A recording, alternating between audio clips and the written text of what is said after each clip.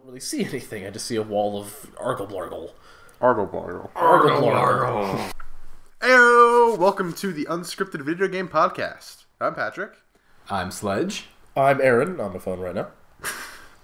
Being very unprofessional. And today, we are discussing graphics. Who wants to start us off? I think Aaron should start us off. Really? I'm almost done. Alright, we're good. I'll start by saying a lot of people confuse graphics and aesthetics. Your graphics are like the nitty-gritty, like the actual, like, for lack of a better term off the top of my head, science behind it all, where you can fit, more polygons, more shadows, all kinds of crazy stuff to make it look better, just like more detailed. But then let's talk about aesthetics, where you've got like the actual atmosphere of the game, the color scheme, what makes it what gets you immersed into the game, how you see like the world around you as like some vibrant, colorful place, or say like maybe a more apocalyptic game, such as the one thing I'm thinking of is Crysis right now, but I can't really say that, where it's more like a little bit darker. Fallout's pretty dark. All the colors are muted. There's a heavy like emphasis on the green in the palette too. But a lot of people who are complaining about the graphics of a game are actually kind of just talking about aesthetics, how they don't like how it feels. Like, games can have bad graphics and amazing aesthetics, and games can have good graphics and bad aesthetics. Patrick, before we jumped on, you were going to get ready to talk about Risk of Rain, was it? Yes. Risk of Rain is a very interesting title. It's very simplistic. It's 8-bit. It's a side-scroller. And it doesn't focus so much on the graphics. It's honestly a pretty game, the way the pixels work. It's more of aesthetic. You can really see this world around you, even though it's in a 2D plane. And it brings me to my point of the fact that you don't need good graphics to make a good game. Because Risk of Rain is one of my favorite titles on my PC right now. And it's got a lot of replay value. And the aesthetics of the game make it that much easier to play again and again.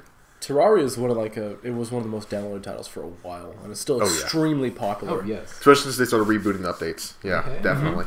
And I don't actually like the graphics of the game, but I respect the game at its core because its gameplay is really, really good.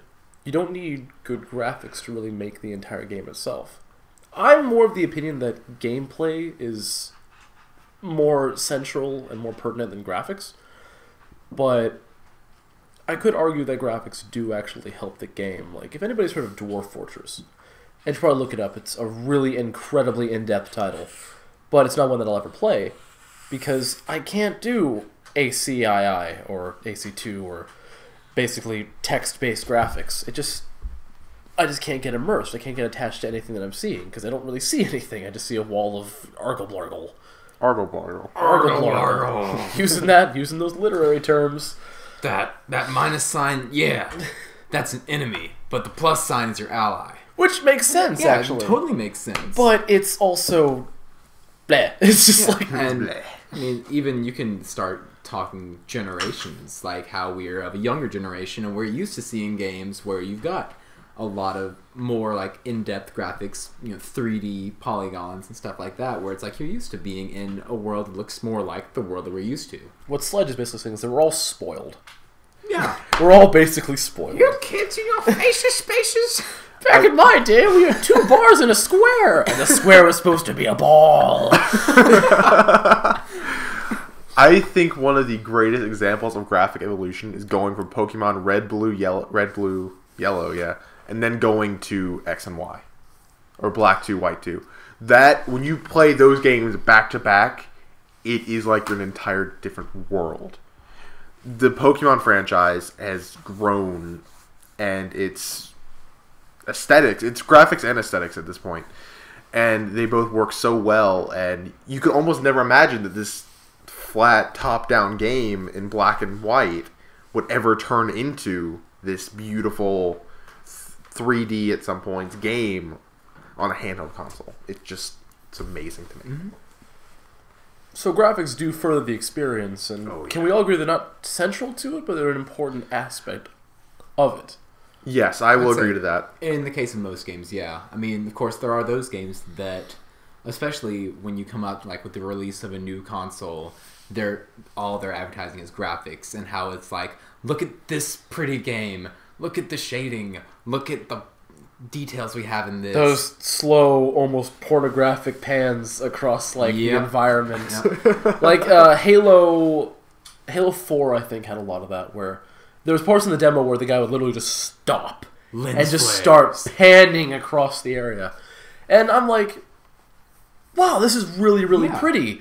But not a lot is happening right now, and I don't think a player is ever going to play the game to do this. Like, I mean, and right there, it's just kind of the developers of the console, developers of the game, showing what they can do. They're just showing off what they've done. It's kind of like a tech demo, basically. Yeah, I mean, it's like that. It's like, you know, the classic, 5-year-old, hey, Mom, look what I made in class today. It is. It's kind of like that, and that's totally cool, because then you got to be the mom and be like, wow, son, that's beautiful. That's going on the fridge. I think one game lately that's been that a lot of developers are using to demonstrate how well their consoles work is Black Flag. Assassin's Creed 4 Black Flag. And when you look at the 720p graphics of the PlayStation 3 and Xbox 360, and then you use the comparison over to the PS4 and Xbox One, you really only see a difference in the very small things like the foliage and the water. I think physics got a bump too. Like general physics of items. Yeah. And we can really throw in physics along with graphics. Physics is more of an engine thing, but physics are also really, actually, probably even more immersing than graphics. Definitely. When you have items that react realistically to how you kick them. Yeah. Dark Souls 2 has a bit of an issue. I mean, not Dark Souls 2. I haven't played that yet. Don't let anybody else tell you that I have. But Dark Souls 1 has an issue with that, where the second you kill anything, it ragdolls, and it ragdolls hard. In that if you nudge it with your foot, it'll flop around like it's made of paper and I guess rubber, just rubber paper. And that's kind of funny for the smaller areas. When you kill like a big guy who's like twice the size of you, it just becomes really funny when he sticks to your ankle and you drag him through the whole building. Another note on that, I'm going to go back to Black Flag because I can talk about this one for a while. He intends to in a later podcast. Oh, yeah, so much. One thing that they just patched in for the PlayStation 4, I'm not sure about the Xbox One, but there is now I want to say it's AMD/NVIDIA engine where the smoke is utterly realistic. It's more the fact you're using these gunpowder pistols, you shoot them and you can't see anything. That is where I think you're getting graphics that are just unnecessary. And I would be mildly okay with it if you could use that as a smoke screen to actually escape guards, but you can't. It's just there. And it's a little ridiculous. While I admire the fact they're trying to make it realistic, I feel like that's a waste use of GPU. Now, I also want to take a minute to talk about great ideas in graphics and physics gone wrong. With turning into these hilariously awful glitches. Where, I mean, and once you get to that, with the physics behind games, a lot of speedrunnable games. I'm thinking right now, off the top of my head, like the Metroid Prime series, where the physics behind the game enable for a few different things you can abuse and cut down your time greatly. Although that kind of probably could go with another podcast later on glitching or something like that.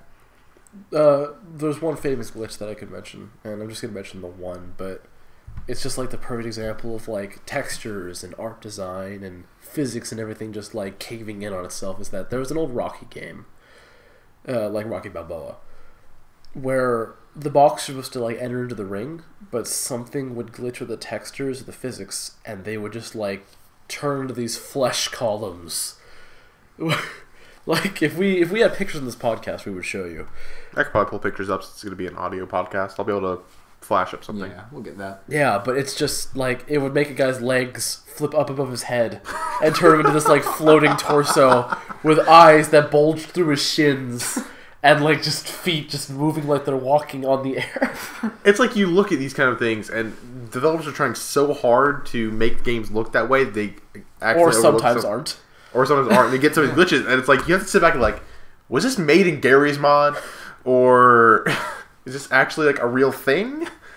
You get to the point where they focus so much on graphics, you almost lose some of the gameplay value. You lose some of the experience. Yeah. And while I do think that graphics are definitely a big part when it comes to immersing the player into the game, there's a line. There's a line where it just gets unnecessary. I think one game that... A lot of games look prettier in-game than in real life. Oh, yeah. Like, I think, like, Last of Us, honestly. Last of Us is a very pretty game. Like, okay, it's a very gritty, very real game, and it's like there's dirt and grime and blood on everybody. But, like, Joel is glowing. A lot of people are glowing pretty reflectively. And then you go outside in, in the spring and summer seasons, and you look at the trees, and it's like, this tree looks better than what's outside my house right now. Outside? Who goes outside? This is a video game podcast. We don't go outside. We don't know the sun. All the blinds are shut in the room. It's pitch black. We're recording this in the dark. Shameless plug for r/outside. The times. Yeah, I think Naughty Dog did a wonderful job of finding that perfect balance. While we made a little bit too glowy with the characters. This marks the second podcast where we've been shilling Naughty Dog. Hey, Naughty Dog did a really good job of Last of Us. They deserve all the credit they can get. Yeah, they do. They do. Good game. It is a very pretty game, and it also really helps with the immersion because you can see the realism of this because it's almost set like a this could very well happen.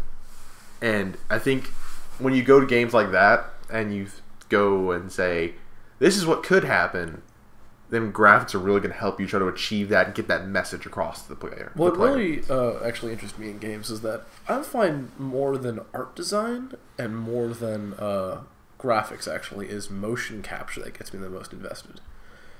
And Last of Us, I guess we might as well keep riding this train, has really excellent motion capture.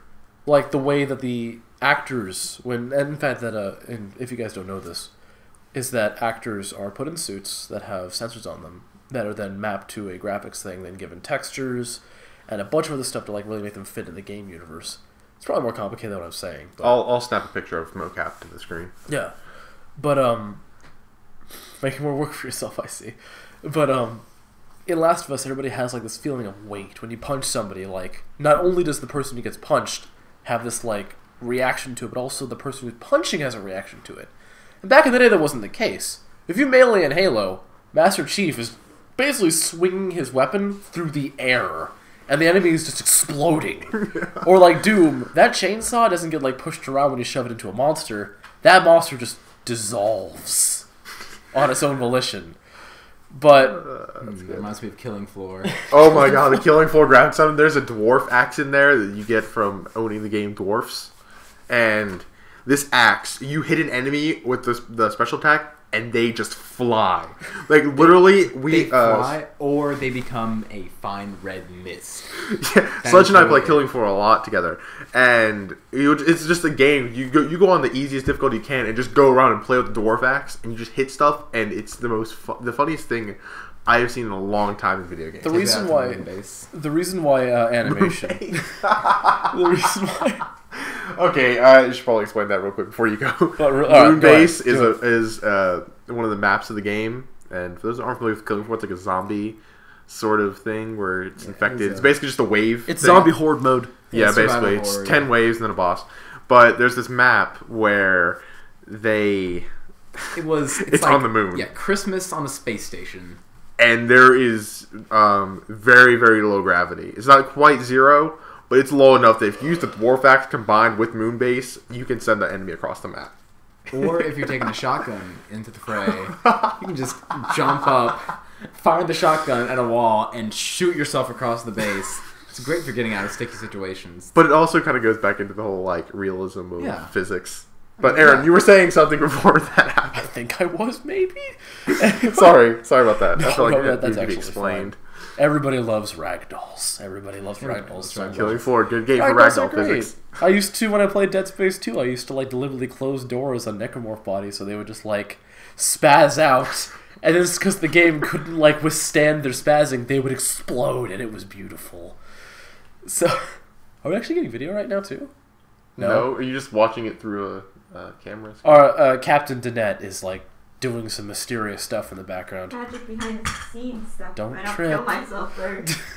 Alright, Okay. So I think that players really like to enjoy a weight to their actions. Like, If you're playing as a big burly guy, when you punch somebody, you don't want to see them just rear back. You want to see them like pancake or fly across the room or like go into the air and just float for a bit. Does it have to be realistic? I think realism gets a little bit too much play these days. Yeah. I think realism in games is cool when it's immersive and all that, but we don't play games to do things we can do in real life. That's why I don't like sports games. Could I be a pro football star? No, I don't really intend to, and honestly, I don't think I could. But feasibly, if I was to train hard enough, I could do what they do. Could I be like Dante from Devil May Cry and uppercut a guy into the air and just slashed them in midair while we're both floating there, or waft them on a cushion of bullets? Then, no, I couldn't do that. The laws of our physics do not allow us to do that, but that's why it's so fun. Mm-hmm. Yeah, I feel like this, honestly, you could probably rename this podcast almost like graphics and... Game design, Sure, I guess. like physics and stuff, yeah. Because I was... Okay, I'm going to go back to Black Flag again. I was playing the DLC, Freedom Cry, and you get a blunderbuss, which is basically just a hand cannon. And I got 100% sync, it's this really powerful one. And I would just go around and find enemies and just use it, and they would fly. Because the blunderbuss has such a powerful kick to it that it just sends enemies ragdolling out. When you say find enemies, I get the impression that you're just like looking through the city for people to murder with your shotgun. Yeah, actually, there are. What a dark future this is. Well, the character, it's Adewale, the quartermaster, and No spoilers. I'm not. Well, technically, this is this is a spoiler zone, so we can't talk about spoilers, should we? But I'm not going to. Should we do the whole thing where we make them like cover their ears like kids? Yeah, we can. All of you cover your ears for... I'm not... 2 minutes! I'm not spoiling anything. It's okay. You're counting it. But Adewale is in the southern West Indies, and they're jailers, and they will be alerted because they're trying to capture escaped slaves, and they mistake Adewale for an escaped slave, which I think he was, actually. But I would just find them because they're jerks, and I would sneak up behind them and use the blunderbuss, and just send them flying. And it almost takes away with the realism, because Assassin's Creed has been kind of sort of right now it is a more realistic game, but at the same time not, because you can't jump off the top of a building and land in hay bale and feasibly survive that. What? You're still counting. Why are you counting? I really hope they didn't turn their things off. I really hope they didn't turn their things off. We're not spoiling anything, guys. No, I'm not. just a bad YouTuber. Well, I said a warning right before, directly after. We're all little YouTube newbies. We're learning. Yeah, we're learning. We'll get there eventually. But 301 plus views, here we come. But I think at some points, like Assassin's Creed's realistic and not at the same time. It's realistic graphically, but some of the gameplay mechanics are a little not realistic, like jumping off the top of a church. But is that bad? No, not when really. you jump off a church and land in a hay bale and That's unscathed, awesome. that's awesome. That's awesome. And when it looks super cool, then... And Assassin's Creed, first Assassin's Creed game was 2007, I think. I looked it up earlier. A game that was really graphically superior for its time. And it's just gotten better since.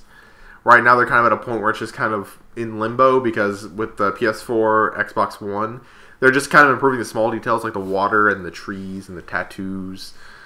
Right now they're about as best they can get until we can really see the full potential of the consoles out. Yeah. But those are pretty games. I think it helps immerse the player into that universe.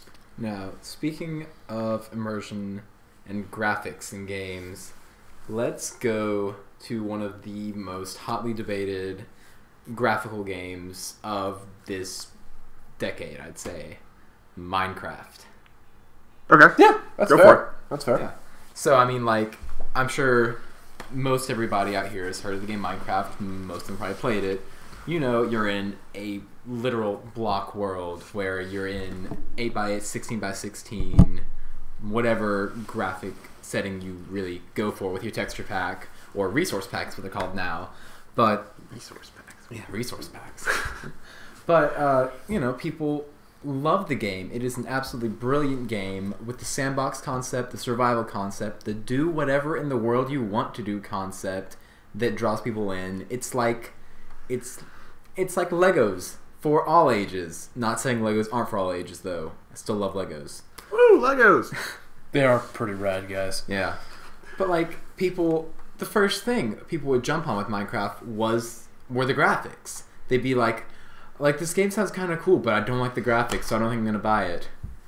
I mean, that's the intention of the developers. You know, you've got, what is it, about 8 or 10 people, often Sweden being awesome, making this amazing game. They intended for it to be 16 by 16, where every block was just, you know, a total of 16 squared pixels. So, yeah, it's not going to look like you're, you know, walking out your front door into the real world. Although there are some resource packs that look a lot like it. There are, which Yeah. I think is one thing that makes Minecraft so successful on that front, is the fact that if you want to play on a really simplistic texture pack, resource pack, then you can. Or you can make it look really realistic and go with something that... Independent design and modability probably should something we covered on the podcast. That is too. another Yeah. podcast that is planned. So yes, we We will get talk about ideas and power every day. that. But I think that's one of the great things about Minecraft that makes it so good, is that you can do that. You can add either really simple or really realistic stuff. That and it's... I keep interrupting you by accident. I'm continuing on one long thought. The fact that it is so flexible that it opens the market up to many different audiences, because some people can't afford a really nice computer that can run these fancy texture packs. Some people can only run those simplistic ones. So I think that's what helps make it It's successful. totally cool. And once again, this goes back to graphics versus aesthetics, which is the core of the debate that's kind of still going on about Minecraft sometimes, to be honest, where the game was developed to look like you're kind of in a Lego world. Like, imagine if Minecraft wasn't cubes. That would look really weird. That Well, would that's be basically weird. Rust. Yeah, like where you lose the moldability, I guess, if that's a proper term, of the environment. How you can, you know, take it apart, put it back together, and still make things that look beautiful. I've seen some absolutely stunning renders in Minecraft throughout the years I've been playing, and if this game was not made of blocks, making it basically a Lego world within a computer or whatever console now, Minecraft All of would them. not be the same. Except for with Nintendo. At the end of the day, graphics are more than just decoration. They really do influence gameplay in a huge way. And that you can use lighting sources like the really popular God rays, which are like shining light down from the sky, to denote where players can go, or to like draw attention to things that are important. Which really you couldn't do back in the days of Atari, where Atari just had colors, and I guess you could do an arrow, but even that would take tons of processing power, that little thing. Yeah, one thing you talked about with Minecraft that I had a thought was the fact that you basically almost have one of the games like that in a sense. Rust, this early access game on Steam, it was, I think, if I'm not mistaken, it was inspired like world-wise like Minecraft. It has this open world sort of feel. It's like a combination of Minecraft meets DayZ. Meets the darker side of all humanity. That too. That's just the community, though, really. Well, that's Sorry, that's like guys. DayZ too, with you get the dark side of humanity. Hey, guess what? Bang. No, have you heard some of the stories out of that? Like, Do you want to tell some stories? Yeah, I'll go off on a quick side note before we get back to graphics. We got time. And there was this one story going around where this group of people banded together. It went out and got new people, handcuffed them, and forced them to fight another new person they handcuffed. The winner got the choice of like a bag of rice or a can of beans. You can handcuff people? Yes! That is brilliant. That is brutal. Which comes the realism factor. So I actually did tie this back into what we were talking about. Man, I'm good. The realism factor, the fact that you embrace this community who is just This like sick. Mad Max-esque like raiding community. Just like, hey, I know that you're just like minding your own business, but let's have you fight this other random dude to the death. I mean, It's basically Rome. They're making Rome. They're making Rome in the middle of, what is it, Russia? I think it's Russia. I think, yeah, Russia sounds about right. All the names of the towns sound Russian. So. Rust is like that too, where the developers been in this like community of people banding together and creating these like settlements, and that is happening. But what's going on is this weird unspoken method of communication of hierarchy where it is, if you have a gun, you are a more important and powerful person than a person who does not have a gun. And oh man, I'm getting totally off on a tangent here. We could discuss online communities. Yeah, That's another planned one. Oh, yeah. Yeah. That one's gonna be fun. We can go places. We've got lots of ideas coming from the video game podcast. And I will take this time to actually say, if you think there's something that we should cover on the Unscripted Video Game Podcast, leave it in the comment section and we'll address it. Or yell at us. We also read those sometimes. Sometimes. Yeah. The less sensitive people do. Which means We draw straws I'm the and less try. sensitive person in this group, I guess. Gotta put up a barrier around Let's your emotions. get back to graphics and physics. What are graphics? What are graphics? Really? We I think kind of touches a little bit at the beginning. What defines really where graphics ends and aesthetics really begin? Because I think that's where I think you were saying that it's more of how you embrace the world. Yeah, I There's mean, aesthetic. if you want to think about, I'm having a very tough time coming up with examples off the top of my head, but like games with great graphics but poor aesthetics, I'd say Call of Duty. Call of Duty. That's the first thing I had on my mind, where it's just like they make these games that look really good. Well, as far except for as, Ghost. Ghost is pretty lackluster. as far as the graphic capabilities go. But you make these worlds where either the color schemes don't seem to fit with what you're aiming for, or they just make you lose interest, or even it shows laziness, as we were talking about earlier. Yeah. Modern Warfare 3, I believe it was, where the developers, when they encountered an area in the world that didn't have anything there, they just kind of threw some garbage there, which really takes away from Yeah, I mean, like the game, honestly. that's a brilliant example of poor Garbage aesthetics. everywhere. You're also, just because you're pulling things from real life doesn't mean you have to like make it I guess lazy, because the reload animations in Modern Warfare are very, very quick, like much quicker than I think that a person in real life could do. Mm-hmm. And that is factored into gameplay, so you can get back into the fight faster. But also, I think it would make it more tense and even more difficult. Reloads were a little bit slower. I feel like it goes into kind of a realism discussion. It's like, how realistic do you want to make your games? That's do you a good really point. want to play Grand Theft Auto and get a speeding ticket? Do you Well, really that's just another reason to outrun the cops. Just another reason, like, I'm sorry, it was self-defense. I had to murder everybody because they were going to give me a I- ticket. red light. I remember another example for Grand Theft Auto. Do you really want to stop and fill up your car with gas? Side note, Mafia 2 actually had that feature. Filling up with gas? Filling up with gas, and also red lights, and also speeding tickets. Wow. They had all of them. The cops would chase you down and pursue you if you ran a red light or were speeding in certain areas.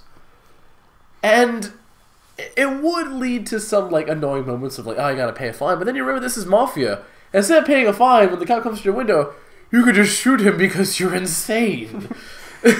I think one thing I'm looking forward to see how well they go aesthetically with the game is Watch Dogs. Have either of you really looked at Watch yeah. Dogs was supposed to be like the big demonstration of this is what the PS4 yeah, Four. can That's what it do.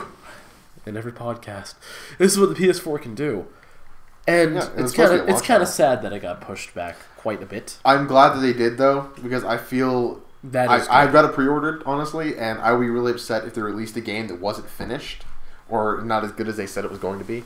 But the game, when you're looking at these gameplay trailers, it's a very pretty game. It really embraces, I want to say it was it Chicago or is it It's Chicago. Chicago? It's Chicago. It's a they're making a knockoff Chicago basically, and I'm curious to see how they're going to make the real world come through in the game, because that game is really, really interesting and unique gameplay wise from what I've seen. It's got a lot of like comparisons to Assassin's Creed, True. but it proves that Assassin's Creed really could do a future time period with guns and still work as a stealth action game. So before we wrap up, I just want to go back to one example of great aesthetics now with poor graphics. Let's take a look at the NES, the Nintendo Entertainment System. First, one that comes to mind. First game that comes to mind whenever you think of that is like Super Mario Brothers. You've got literally 8-bit graphics, and that's fine because that's all it can handle. But you Such a see, good like, you series. can tell you've got this plumber here. Like, you can see what everything is, and you can see you're in the Mushroom Kingdom. Or for World 1, 2, you go down, you're into, like, these sewers. Or, where is it? Like, World 4? Where you're in the... Where you actually go underwater, and, like, you can just feel hated that you're underwater in there. And, like, it's not that it's, like... You can tell from, like, the murkiness of the screen or whatever that you're in some sort of lake or whatever. It's just, like... It gives you what you need to know. It makes you feel like you're in there, and you have a great time. You actually, like, it's harder for us to feel it now, but I'm sure, like, when it first came out, people were like, wow, I feel like I'm in this cool, fantastic land. I think I think that's one thing I have to give Nintendo props for. They're really good at immersing. They're immersing. The immersive experience. Yeah, they're good at sending the players into the games. Like, I feel like I'm on my own little Pokemon adventure every time I pick up my DS. Patrick setting off from home to catch him some animals. And I'm also 10 again. But and I think I want to say from what I've seen that the Super Mario Brothers Wii U one kind of still retains that. It's 3D-esque, but it also retains that I can feel like I'm in this world doing this. Yeah, I think we're getting close to time. Any final thoughts? I think that gameplay is central to a lot of... Actually, the whole reason why I play games is for the gameplay. And like many things, graphics can feed into games. It's just important not to spend too much time, too much money, too much effort, and then overshadowing the entire point of your game itself. That's it. Yeah, I think it covers it pretty well. I think it does. So, if you like this video, please leave a like, a favorite. Please subscribe to this channel. Are we doing this now? I guess we are. Yeah, we gonna start are. doing that? All right, yeah. So, like, favorite, subscribe, all those fun things on YouTube. Also, comment. We're a new series, and the feedback of our viewers is very, very important. If you think that we should change something, or I should not exist anymore in the podcast, yeah, go ahead. We love you guys. Less than 3. Have a good one, guys. Yeah, Peace. see you next time.